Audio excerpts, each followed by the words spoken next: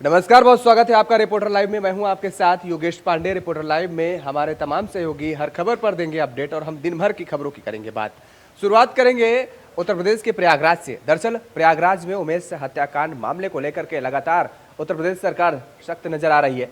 प्रशासनिक अमले की तरफ से लगातार कार्रवाई की जा रही है। तीसरे दिन क्या रही कार्रवाई, बता रहे हैं हमारे सहयोगी शोएब रिजवी। उमेश पाल की हत्या के बाद जिस तरह से शासन ने सख्ती दिखाई है, उसके बाद पीडीए भी प्रयागराज में सख्त हो गया है। 3 दिन में तीसरी कार्रवाई की गई। मासूक जो अतीक के करीबी बताए जा रहे हैं, उस पर बाकायदा बुलडोजर चलाया गया है और ये कहा जा रहा है कि लगातार ये कार्रवाई देखने को मिलेगी।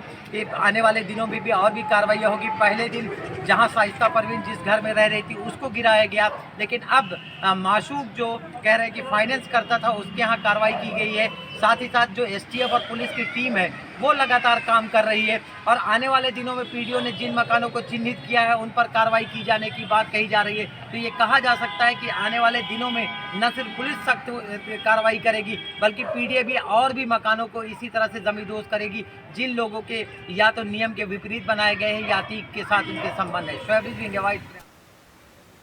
और उत्तर प्रदेश में निकाय चुनाव को लेकर के सुप्रीम कोर्ट ने प्रदेश सरकार को नोटिस जारी किया है। क्या है नोटिस में, बता रहे हैं हमारे सहयोगी नितिन चौधरी। कांग्रेस की पूर्व राष्ट्रीय अध्यक्ष सोनिया गांधी आज तबीयत बिगड़ जाने के कारण आज गंगाराम हॉस्पिटल में एडमिट कराया गया। बताया जा रहा है कि उनकी तबीयत जो है अचानक बेकार हो गई थी, लेकिन उसके बाद में जब हेल्थ बुलेटिन जारी किया गया तो बुलेटिन में साफ ये आया कि बुखार के कारण इनकी तबीयत बिगड़ी है। उन्हें अभी गंगाराम हॉस्पिटल में एडमिट कराया गया है। पूरी तरीके से उनकी जो निगरानी है वो करी जा रही है। जहाँ डॉक्टरों की जांच उसमें जो है कंटिन्यू लगाई गई है। डॉक्टरों का कहना है कि जब हेल्थ बुलेटिन जारी किया रहा था तो उन्होंने कहा है कि इस तरीके की जो चेकअप कराने के लिए पहले सोनिया गांधी गंगाराम हॉस्पिटल में आई थी, लेकिन 76 वर्ष की उम्र में सोनिया गांधी को एक बार फिर से तबीयत अचानक बिगड़ जाने के कारण जो है बुखार की परेशानियों से जो है जूझ रही हैं। अस्पताल द्वारा जारी हेल्थ बुलेटिन में कहा गया है कि बुखार के कारण वह अस्पताल में भर्ती हुई हैं। उनकी निगरानी और जांच की जा रही है। गंगाराम अस्पताल में टेररिस्ट सोसाइटी के अध्यक्ष डॉक्टर DS राणा ने कहा कि कांग्रेस की पूर्व अध्यक्ष सोनिया गांधी को 2 मार्च 2023 को चेस्ट मेडिसिन विभाग के वरिष्ठ सलाहकार डॉक्टर अरूप बसु और उनकी टीम के तहत गंगाराम अस्पताल में भर्ती कराया गया है। उन्हें बुखार, उनकी निगरानी और जांच की जा रही है। उनकी हालत स्थिर है। इस साल दूसरी बार कराया गया अस्पताल में भर्ती। मालूम है वो कि इस साल यह दूसरी बार है जब उन्हें अस्पताल में भर्ती कराया गया है। इससे पहले जनवरी में सोनिया गांधी को वायरल संक्रमण का इलाज के लिए दिल्ली एक अस्पताल में भर्ती कराया गया था। इस साल 2 बार तबीयत बिगड़ जाने के कारण जो है सोनिया गांधी को जो हॉस्पिटल में एडमिट कराया गया। बताया जा रहा है कि उससे पहले जो है कुछ संक्रमण के जो दिखाई दिए थे तो उसको कारण भी पहले सोनिया गांधी को इसमें हॉस्पिटल में एडमिट कराया गया था, लेकिन आज फिर से गंगाराम हॉस्पिटल में एडमिट कराया गया। बताया जा रहा है कि बुखार के कारण इनको जो चेकअप है वो सोनिया गांधी कराने के लिए हॉस्पिटल आई थी। कैमरामैन निक्की के साथ मैं नितिन चौधरी, इंडिया वॉइस, दिल्ली। कर्नाटक में एंटी करप्शन टीम ने बड़ी कार्रवाई की है और खबर की पड़ताल की हमारी सहयोगी स्वीटी दीक्षित ने। कर्नाटक में बीजेपी विधायक के घर पे रेड पड़ी है। इस रेड में तकरीबन 8 करोड़ रुपए बरामद किए गए हैं। इसी के साथ जानकारी दे दें कि आपको कि बेटे को रिश्वत लेते हुए रंगे हाथों पकड़ा गया था। 40 लाख रुपए की बेटे ने रिश्वत ली थी, जिसके बाद से ये रेड मारी गई है। लोकायुक्त द्वारा देर रात की गई रेड में बीजेपी विधायक मदल विरूपशा के आवास से 6 करोड़ रुपए कैश बरामद हुए हैं। इसके अलावा विधायक के बेटे प्रशांत मदल के कार्यालय से 1.7 करोड़ रुपए कैश बरामद हुआ है। अब लोकायुक्त कार्यालय की ओर से विधायक से भी पूछताछ के लिए समन जारी किया गया है। इससे पहले विधायक के बेटे प्रशांत मदल को 40 लाख रुपए की रिश्वत लेते हुए गिरफ्तार किया गया था। वो अपने विधायक पिता के नाम पर ले रहा था रिश्वत। बीजेपी विधायक Madal Virupaksha Karnataka soap and digital limited के चेयरमैन भी है। हालांकि हंगामा मचने के बाद विरूपशा ने इसके पद से इस्तीफा दे दिया। हालांकि उन्होंने अभी विधायक पद से इस्तीफा नहीं दिया है। इसी के साथ जानकारी दे दें कि विधायक के बेटे के कार्यालय से लोकायुक्त 40 लाख रुपए अलावा तलाशी में 1.7 करोड़ रुपए कैश बरामद किया गया है। इस मामले में विधायक के बेटे समेत 5 लोगों की गिरफ्तारी हो चुकी है। आगे की जांच चल रही है। आपको जानकारी दे दें कि इसमें अब राजनीति भी तेज हो गई है। कांग्रेस लगातार कर्नाटक सरकार पर निशाना साध रही है। कैमरा पर्सन निक्की के साथ स्वीटी दीक्षित, इंडिया वॉइस।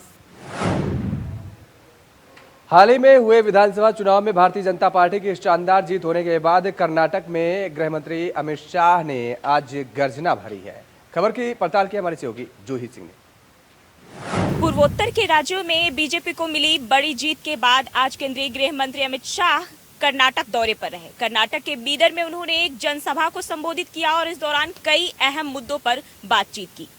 उन्होंने इस दौरान कांग्रेस पर भी जमकर निशाना साधा। उन्होंने कहा कि त्रिपुरा, नागालैंड, मेघालय से जो है कांग्रेस का सुपड़ा बिल्कुल साफ हो गया है।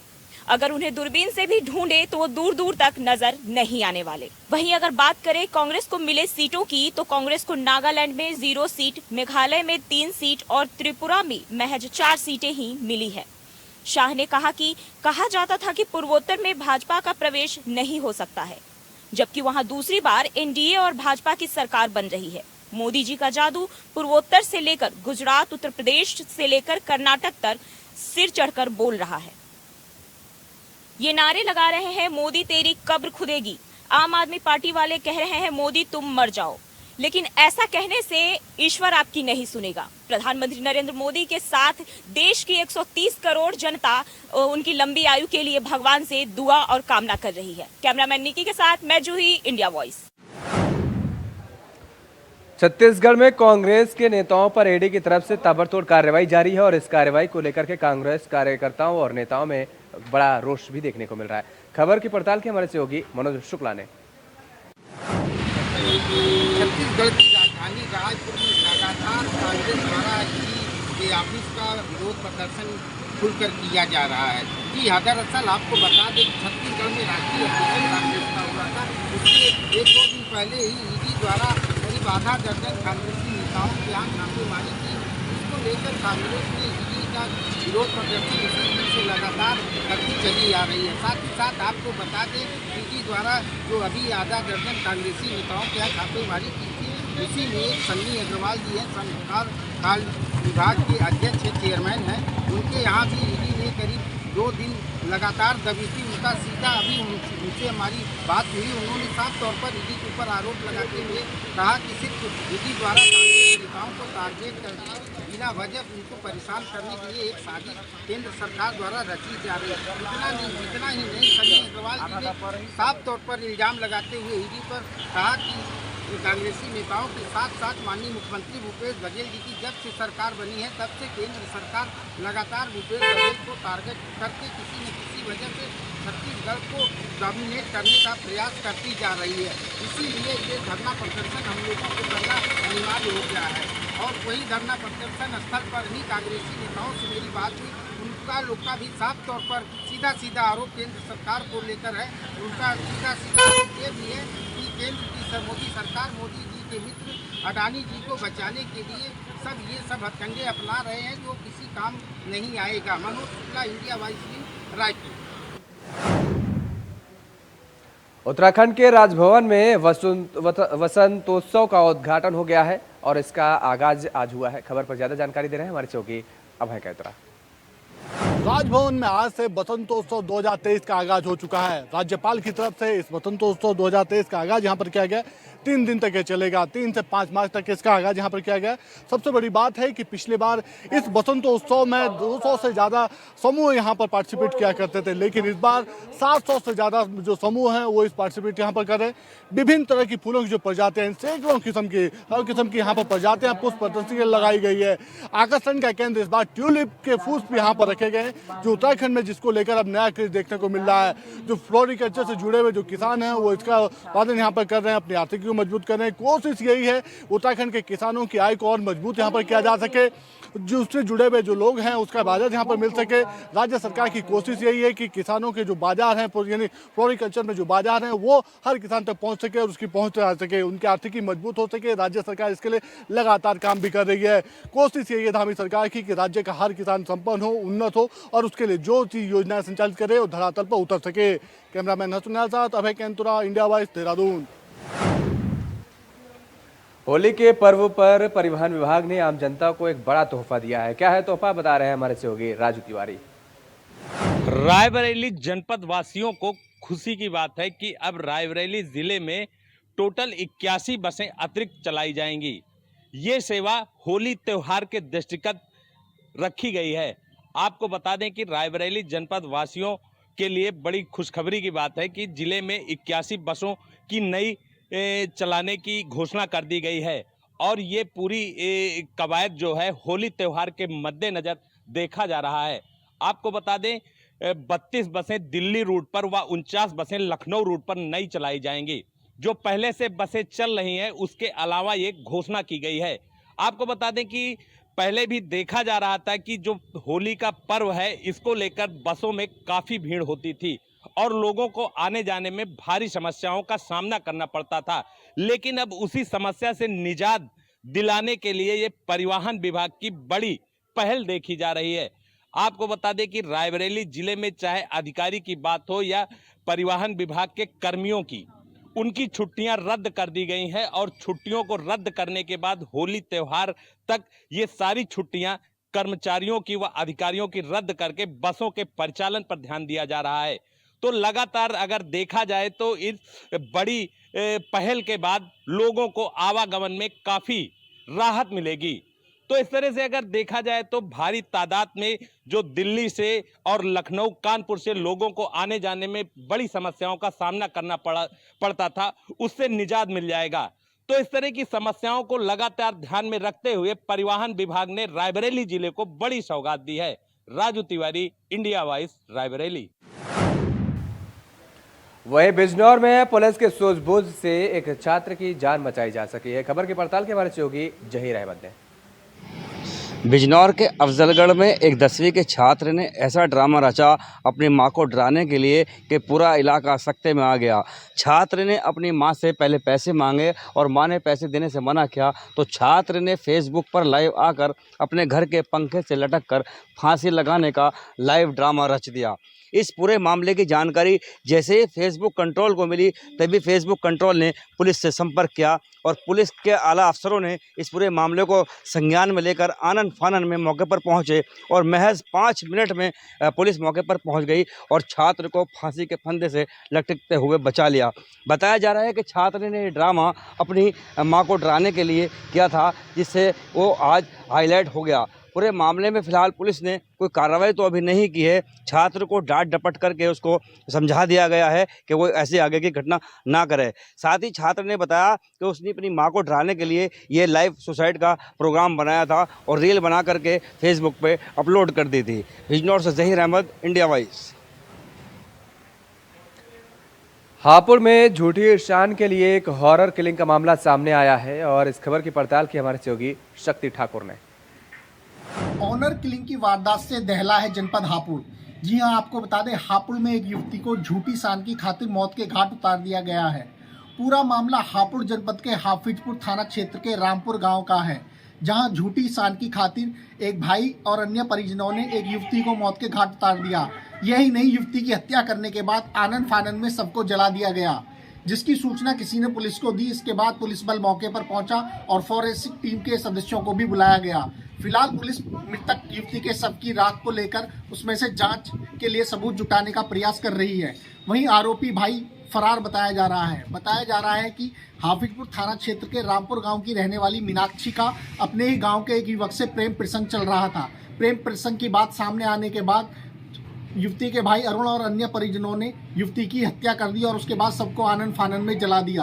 अब पुलिस मौके पर पहुंची है और आरोपी भाई अरुण की तलाश में जुटी हुई है। वहीं पुलिस का कहना है कि तहरीर का इंतजार किया जा रहा है। अगर तहरीर देने कोई सामने नहीं आता तो पुलिस की तरफ से ही इसमें हत्या का मुकदमा दर्ज किया जाएगा और आरोपियों को शीघ्र गिरफ्तार किया जाएगा। लेकिन झूठी शान की खातिर युवती को हत्या करने के बाद से पूरा जनपद इस ऑनर किलिंग की वारदात से दहल चुका है। कैमरामैन संजय कश्यप के साथ इंडिया वॉइस के लिए हापुड़ से शक्ति ठाकुर। और यहाँ पर रुकेंगे एक छोटे से ब्रेक के लिए। ब्रेक के बाद फौरन हाजिर होते हैं। ब्रेक के बाद एक बार फिर आप सभी का स्वागत है। खबरों में आगे बढ़ेंगे। खबर अलीगढ़ से है, जहां पर एंटी करप्शन टीम के इंस्पेक्टर के साथ आखिर किसने मारपीट की है, बता रहे हैं हमारे सहयोगी प्रदीप पुंडे।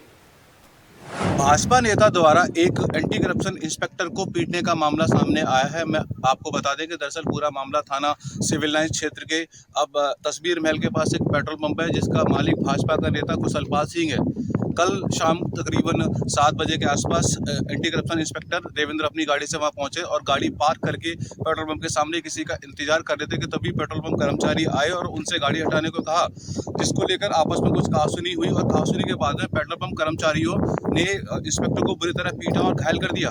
जिसकी सूचना इंस्पेक्टर ने पुलिस को दी और पुलिस मौके पर पहुंची और भारतीय जनता पार्टी का जो नेता है कुशलपाल सिंह, उनको और जो कर्मचारी थे जिनके साथ विवाद हुआ था उनको लेकर थाने आ गए, जहां पर जैसे इस बात की जानकारी भाजपा नेताओं को, जो भाजपा के जो कार्यकर्ता हैं उनको लगी, वह मौके पर पहुंचे थाने पर और थाने पर घेराव कर प्रदर्शन किया। उसके बाद में जो कुशलपाल सिंह है उनको वहां से छुड़ाकर ले गए। हालांकि पुलिस का कहना है कि उनके खिलाफ भी कार्रवाई की जा रही है और जो अन्य जो कर्मचारी थे जिनके साथ मारपीट की गई है उन्होंने 2 कर्मचारियों को गिरफ्तार कर जेल भेज दिया और बाकी 2 की तलाश जारी है। मैं प्रदीप पुंडीर, इंडिया वॉइस, अलीगढ़।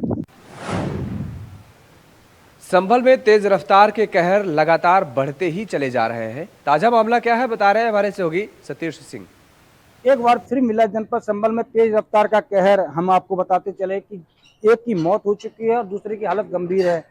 पूरा मामला जनपद संभल के कैला देवी का बताया जा रहा है, जहां पर गांव के 2 युवक मोटरसाइकिल से धान कुटवाने दूसरे गांव जा रहे थे। इसी को लेकर के तेज रफ्तार ट्रैक्टर ने पीछे से टक्कर मारी और टक्कर मारने के बाद में एक युवक की मौके पर मौत हो चुकी है, दूसरे की हालत गंभीर बताई जा रही है।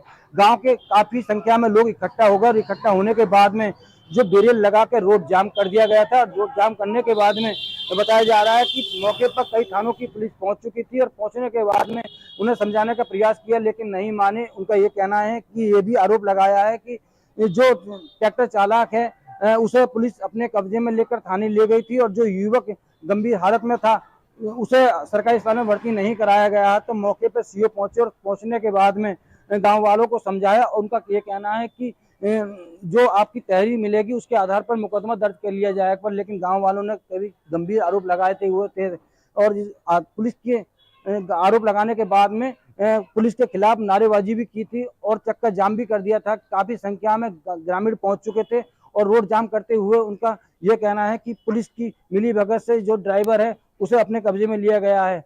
जो सीओ मौके पहुंचने के बाद में उन्होंने ये कहना है कि आपके जो भी तहरीर मिलेगी उसके आधार पर मुकदमा दर्ज कर लिया जाएगा। पुलिस ने डेड बॉडी को कब्जे में लेकर के पीएम को भेज दिया गया है।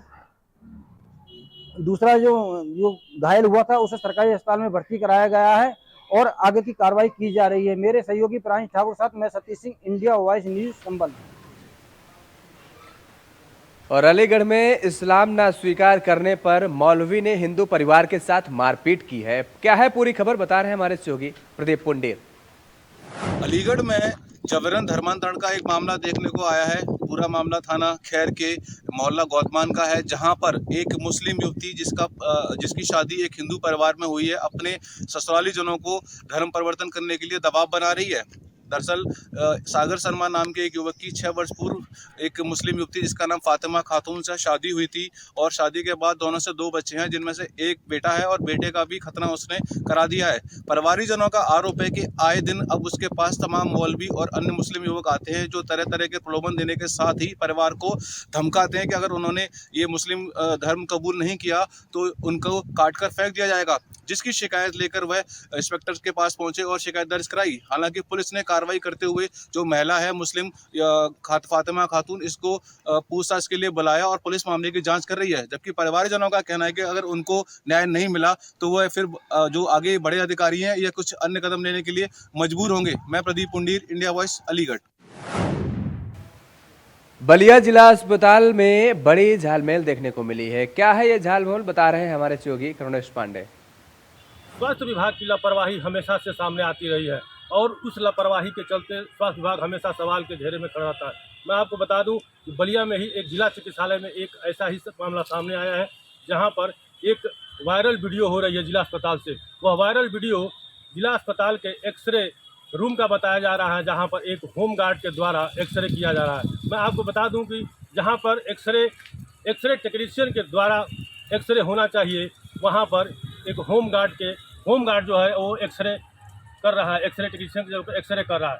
यह वायरल वीडियो जिला चिकित्सालय का है और जब यह वायरल वीडियो हुआ तो इसको लेकर के बलिया के जिला अधिकारी से बात किया गया तो जिला अधिकारी ने कहा कि यह स्वास्थ्य को लेकर के खिलवाड़ किया जा रहा है और यह बिल्कुल गलत है। वहाँ पर इसकी जांच कराई जाएगी और जांच उपरांत जो भी दोषी होगा उसके ऊपर निश्चित कार्रवाई की जाएगी। लेकिन यह हमेशा कभी न कभी हमेशा देखने को मिलता है कि स्वास्थ्य विभाग जो है इस तरह की मामला सामने आते हैं और उसको लेकर के विवाद के घेरे में हमेशा स्वास्थ्य विभाग खड़ा रहता है। करुणेश पांडे, इंडिया वॉइस के लिए बलिया से। आगरा में इंडिया वॉइस की खबर का बड़ा असर देखने को मिला है। क्या है पूरा मामला, बता रहे हैं हमारे सहयोगी मयंक त्यागी। उत्तर प्रदेश सरकार जब सत्ता में आई ही तो सबसे पहला ज्वलनशील मुद्दा था सड़कों को गड्ढा मुक्त कराना है। लेकिन मुख्यमंत्री योगी आदित्यनाथ जब आगरा में आए तो कहीं ना कहीं कई सड़कों का जीर्णोद्धार करने के लिए तमाम उद्घोषणा की गई हैं। वहीं शमशाबाद इरादनगर मार्ग की अगर बात की जाए तो इसके लिए भी कवायद तेज की गई है।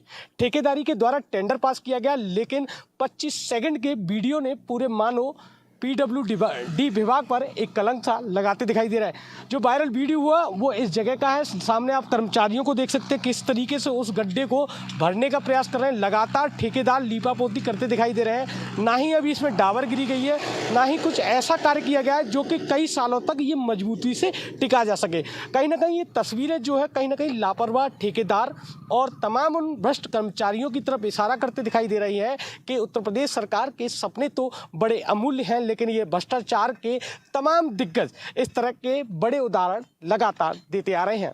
कैमरा पर्सन अंकुर के साथ में मयंक त्यागी, इंडिया वॉइस, आगरा। सिद्धार्थनगर पर डीजे पर डांस को लेकर के दबंगों ने मारपीट की है। क्या है पूरा मामला, बता रहे हैं हमारे सहयोगी राकेश यादव।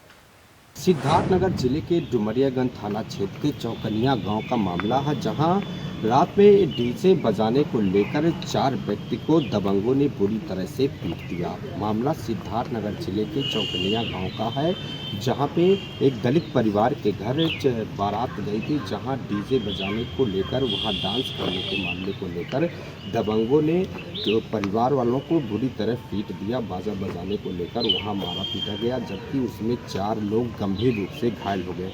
हालांकि इस मामले को पुलिस अधीक्षक ने संज्ञान में लिया और एडिशनल एसपी को जांच भी दिया था, जिसको जांच करने के बाद उसमें 4 लोगों को गिरफ्तार भी किया गया है। अब उनका कहना है कि एडिशनल का कि इस मामले की जांच की जा रही है, जो भी दोषी होगा उनके खिलाफ कार्रवाई की जाएगी। फिलहाल 4 लोगों को उसमें गिरफ्तार कर लिया गया है। सिद्धार्थनगर जिले के चौकनिया गांव का मामला है, जो कि डुमरियागंज थाना क्षेत्र में पड़ता है। एक दलित परिवार के यहाँ बारात आई थी। उस बारात में 4 लोगों को डीजे बजाने को लेकर मारा पीटा गया। नाचने के लिए मारपीट हुई, जो कि डीजे बज रहा था तो वो लोग नाचने के लिए कर रहे थे और डीजे बजाने के लिए। इस मामले को लेकर 4 लोगों को बुरी तरह पीट दिया गया और 4 लोग घायल भी हैं। इसमें 4 लोगों को गिरफ्तार भी किया गया है। सिद्धार्थनगर से Rakesh Yadav, India voice. Reporter live में आज के लिए फिलहाल इतना ही। कल फिर होगी मुलाकात, तब तक के लिए नमस्कार।